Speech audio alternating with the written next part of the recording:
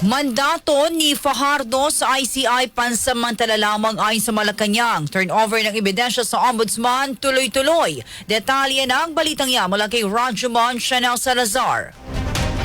RMN Live Report!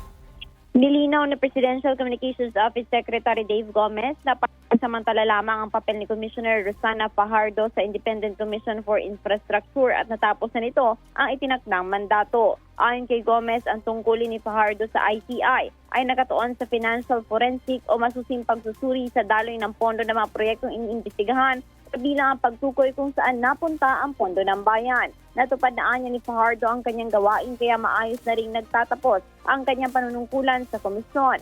Sa ngayon, sinabi ni Gomez na nakatuon ang ICI sa pagbuo ng mga pinal na ulat at sa maayos na pag-turnover ng mga dokumento sa Office of the Ombudsman para sa mga susunod na hakbang sa kaso. Nagpasalamat naman si Pangulong Ferdinand Marcos Jr. kay Fajardo sa kanyang serbisyo at ambag sa pagsusulong ng transparency at pananagutan sa pamahalaan.